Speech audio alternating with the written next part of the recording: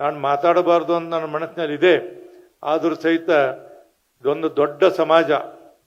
ಒಂದಾನೊಂದು ಕಾಲಕ್ಕೆ ನಿಜಲಿಂಗಪ್ಪ ಅವರು ಮುಖ್ಯಮಂತ್ರಿ ಇದ್ದಾಗ 91 ಜನ ಲಿಂಗಾಯತರ ಶಾಸಕರನ್ನು ಕೊಟ್ಟಂತ ರಾಜ್ಯ ಇದಾಗಿತ್ತು.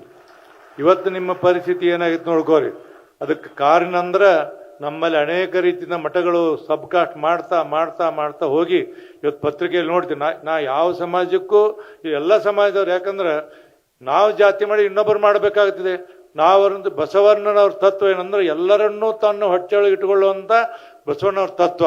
ಇಲ್ಲಿವರೆಗೆ ಎಲ್ಲ ಮಠಾಧೀಶರು ಸಹಿತ ಏನಂದ್ರೆ ಎಲ್ಲ ಜನರು ಬಸವಣ್ಣವರ ತತ್ವವನ್ನು ಅಳವಡಿಸ್ಕೋತಿದ್ರು. ಕೆಲವು ತಮ್ಮ ಸ್ವಾರ್ಥಕ್ಕಾಗಿ ಏನೇನು ಮಾಡಿದ್ರು. ಇವತ್ತು ನಿಮ್ಮ ಪರಿಸ್ಥಿತಿ ಏನಾಗಿದೆ ಅಂತ ಪತ್ರಿಕೆ ನೋಡ್ತೀರಿ. ಒಬ್ಬರು ಒಂದೊಂದು ಹೇಳ್ತಾರೆ, ಇನ್ನೊಬ್ರು ಒಂದೊಂದು ಹೇಳ್ತಾರೆ. ನಾ ಹೇಳಕ್ ಹೋಗುದಿಲ್ಲ. ಈ ಪರಿಸ್ಥಿತಿ ಮುಂದುವರೆದರೆ ಬರುವಂಥ ದಿನಮಾನಗಳಲ್ಲಿ ನೀವು ಕವಡೆ ಕಾಸಿನಕ್ಕಿಂತ ಕಿಮ್ಮತ್ತು ಕಡಿಮೆ ಮಾಡ್ಕೊಳ್ತೀರಿ ಎಲ್ಲ ನಮ್ಮ ಸಮಾಜ ಅನ್ನೋದನ್ನು ನಾವು ನೆನಪಿಡಬೇಕಾಗತ್ತೆ. ಹೀಗಾಗಿ ಸಮಾಜ ಎಲ್ಲ ಛಿದ್ರಾಗುವಂಥ ಕಾಲ ಬಂದೈತಿ. ಇದಕ್ಕೆ ಬೆಕ್ಕಿಗೆ ಗಂಟೆ ಕಟ್ಟವ್ರು ಯಾರು?